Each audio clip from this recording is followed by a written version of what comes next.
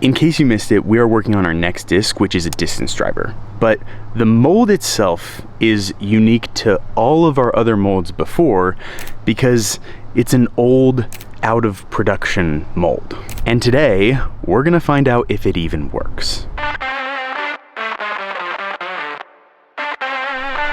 All right, it is 5:57 a.m. and if all goes well, today is the first day in Trash Panda history that we make a distance driver.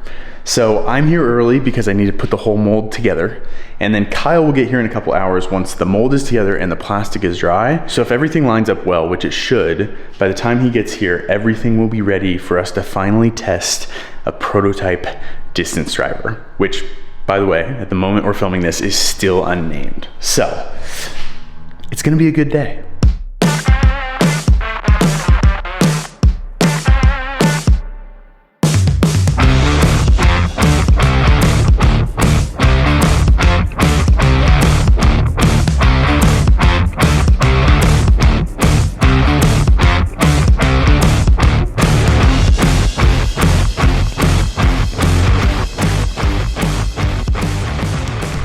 And just like that, the mold is back together, but we might have our first major issue.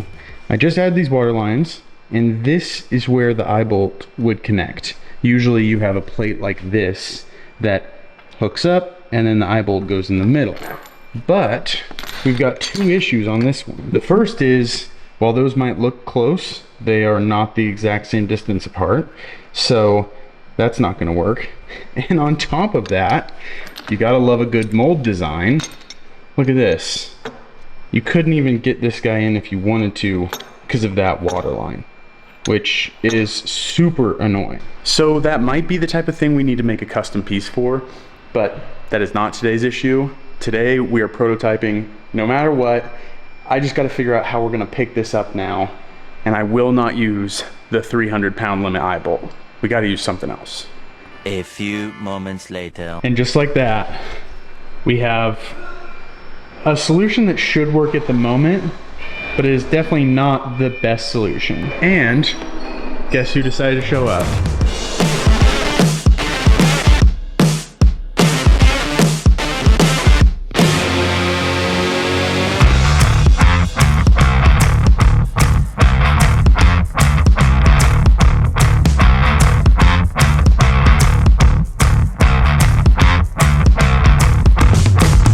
Just like that, the mold is in. Kyle, how do you feel? I feel pretty good. This was easier than I thought it would be. I feel like I just got more nervous for some reason. Oh, now we have to make this. I don't even know if I'm nervous about the making this part. It's more the operation of the mold, because there's something about this that I haven't told you about yet that could be a problem.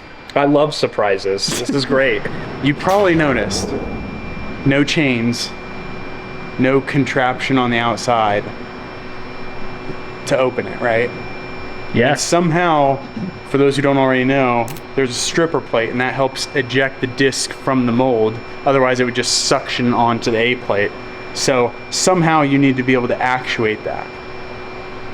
Did you catch how it works from looking at the mold while it was on the table? Roughly. They're called stripper pullers. We have them on the mini mold. They did not work on the inner core mold, and that's why the inner core mold has chains. So, will they work here?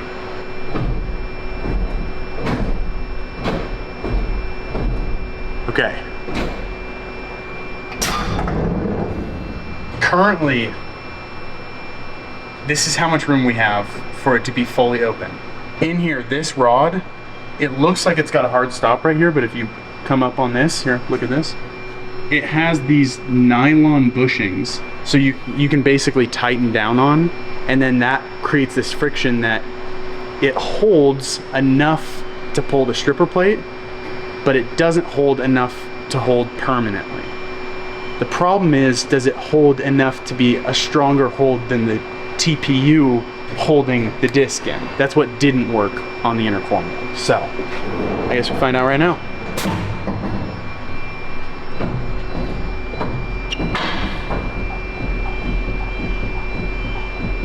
Okay, so it's not moving anymore at all. Now I'm in setup mode, which means the second it has any resistance, it's gonna stop. But I think we should loosen these first. You can see they're trying to pull out. I think we should loosen them first though. I'm nervous right now. All right, the bushings are loosened, so hypothetically. Okay. Now do you want me to explain how these work to you? Yes. It's just so satisfying because like we have to learn this stuff. Why wouldn't we bring the people along for it, right? It's perfect. I agree. Okay, come in close. Okay, that right there is a piece of plastic. This piece of plastic has a threaded bolt that actually I can show you. So hold on. It's a threaded bolt with a draft angle on it. So hold, bear with me. So you can see this angle gets wider and wider. So basically as you tighten it in here, it expands the plastic piece outward. That plastic piece is going into this slot right here. It's just a straight up slot. There's nothing fancy about it.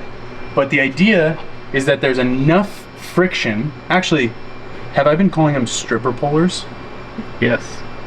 A better term might be friction pullers. So basically, it goes so wide that you don't want to go too wide, but you go wide enough that it can go into the hole. And then when you're pulling the mold open, it actually holds onto this plate until this plate hits a positive stop. Once it hits a positive stop, then the friction puller actually just moves out because it's not as strong as the positive stop. That making sense? Yes. It's making a lot of sense in here. It sounds like it makes sense. I've just never seen it in action yet. Okay. So these are loose. These are all loose right now. So hypothetically, what we want to try is going all the way back in. Okay. See that? So here, watch this. As I go out, what should happen, okay, see how the nylon part, the friction part is still inside of the stripper plate? Watch this. What should happen is it should actually, yep, see how it pulls it out? Now watch, this piece is moving too. Once this piece hits right here, that's a positive stop, and then those will move out, okay? See it? One more time for the people. Ready? And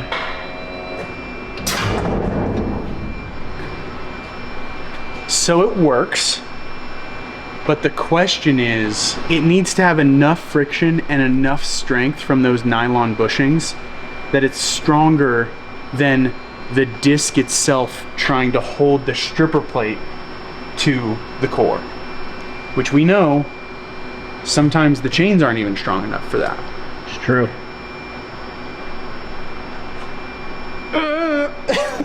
Ominous music.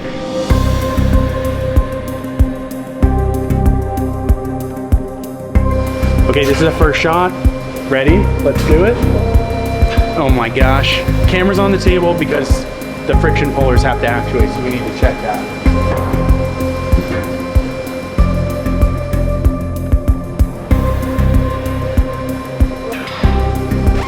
Okay. You're leaking already. Yep. So you're gonna have to decompress quick. I'm going to have to go. The first one is never pretty, but this is an achievement to say the least.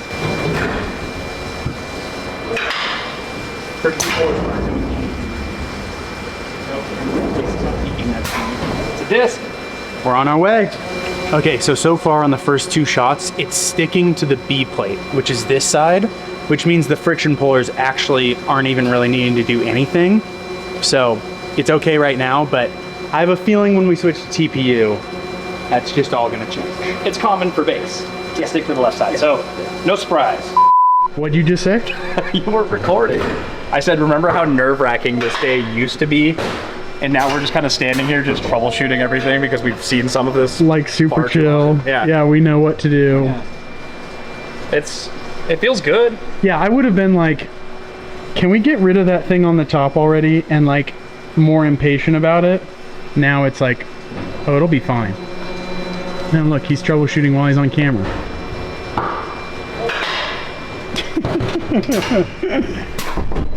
It's so not what it's supposed to do. So it's going well and the mold works, which is great. But we don't really care to have a base version of this disc that's perfect, and we haven't made a perfect one. It's still gonna take some tinkering, but we have a meeting in less than an hour and we really wanna make a premium and just see what it's like. Might be jumping the gun, but we're gonna do it. Okay, we're starting off with a clear, transparent recycled plastic because every time we do this, this is what we try to do because then you can see if there's like air bubbles or flaws or anything like that. But we're 99% sure these are gonna be overweight. So we're doing it more for processing reasons and for education. And then after that, we'll be able to figure out what we need to do to get it to the right weight. Now, technically we don't actually know. It might be the right weight because we don't know the volume of this mold, but just based on the things we do know and common sense, it seems like it'll be overweight.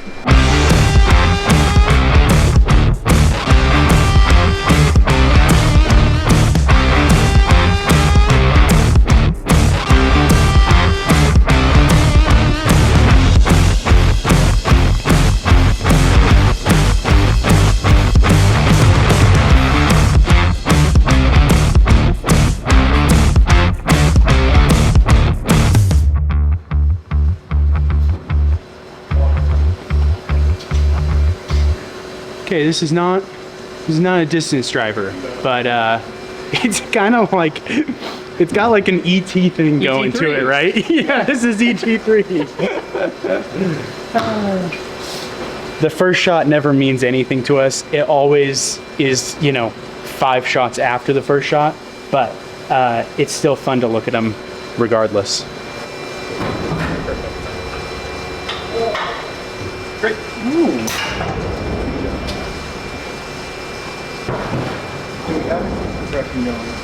Yes, we do. I like that a lot. That's the quickest you've like packed the disc. As I said, we're almost not amateurs anymore. That was crazy. Yeah. You know, when we started, we were recreational MA3, and I moved on to MA1. This actually looks really good. Yeah. It's got to be like 185. You think it's gonna be like 185? I think, but I'm basing it off of what Ozone did with this plastic and what I think the volume of this mold might be. It's chunky.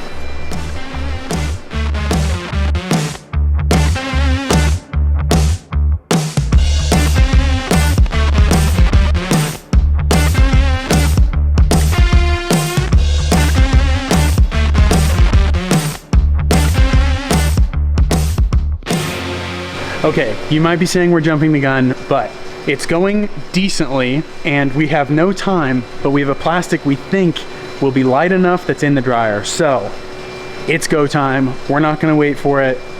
We've been waiting months at this point, right? For a moment like this, yes. So it's still premium plastic, but we're gonna jump to something that has a lighter specific gravity, which should mean it'll be a lighter disc, thus PDJ legal. Technically, we haven't approved the disc yet, so there's no legal limit, but we have to have it under a legal limit to get it approved. So it's a whole thing.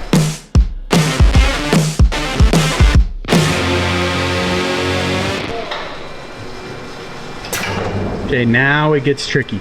So far, the stripper pullers or the friction pullers are working pretty well. Yeah. And we don't have water on the whole mold because there's different parts that are leaking, so we're just, not all of it is being cooled, but it's working pretty well. And I just thought of something. I just thought of a reason that maybe it's fine. Okay. Hot tip. This has a hot tip and the inner core mold has a sprue. Yeah. So what makes it suction like crazy? The sprue. It's not just the TPU, but it's the sprue. Yeah. That rhymes unintentionally. So this, not having that, it might help it release easier and make it so friction pullers are actually something we can use. Perhaps. They just didn't pull as I said that, bro. Yep. Literally the moment I said that. Just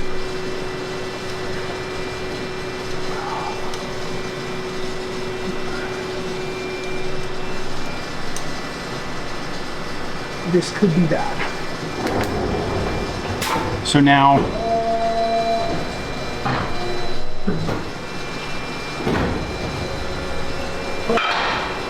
Better. you could hear it though. Yep. That was the first time you could hear it really Yep. actuate.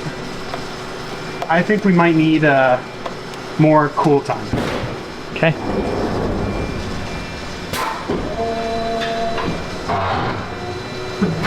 That's the friction puller. Oh. That was it not wanting to go in, which is good. So maybe I tightened them a little too much, but we'll keep an eye on it. We would have been freaking out right now if this wasn't years of learning coming into one test. Not bad. Yep. Hey. Oh, and we're off to a new color.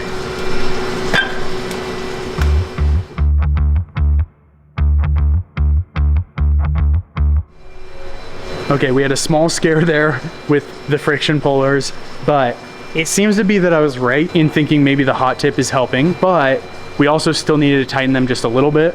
But once I tightened them, all is well. We're making discs now.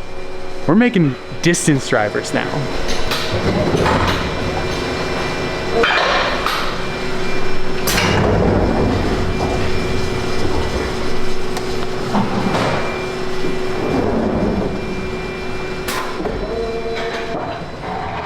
All right, day one, how do you feel?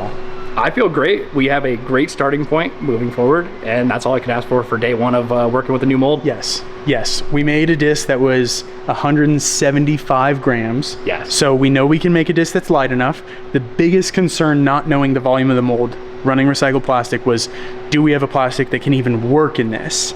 And actually, until very recently, we didn't.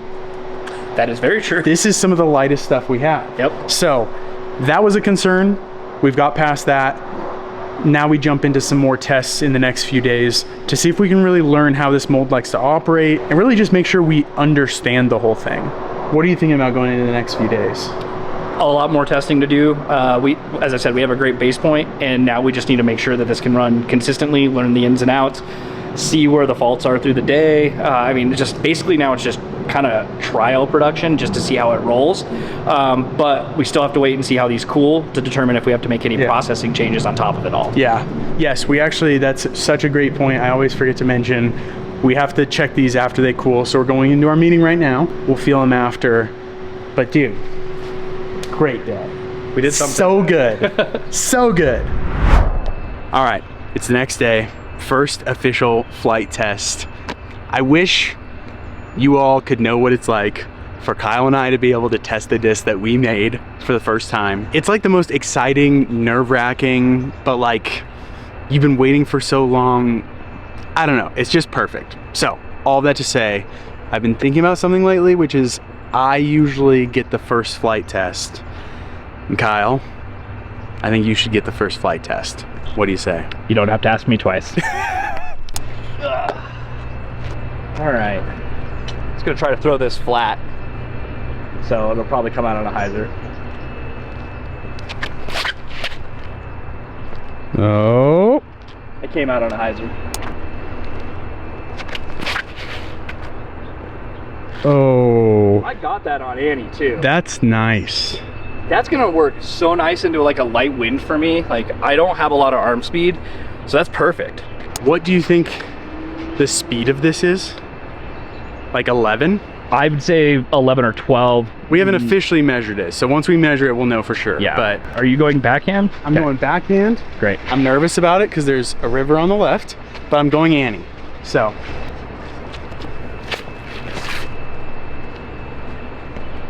Oh. Okay, the trees are like grown in here. We need to find the perfect place to throw a distance driver, but This is gonna be fun. Not sure if making it's gonna be fun yet, but throwing it's gonna be really fun.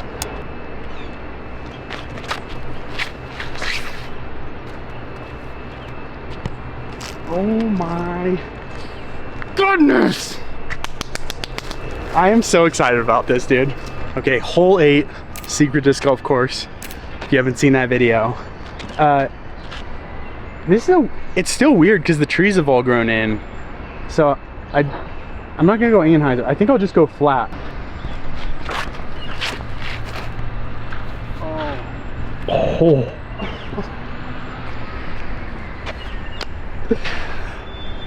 Kyle? That was flat. Oh, we're gonna like this disc.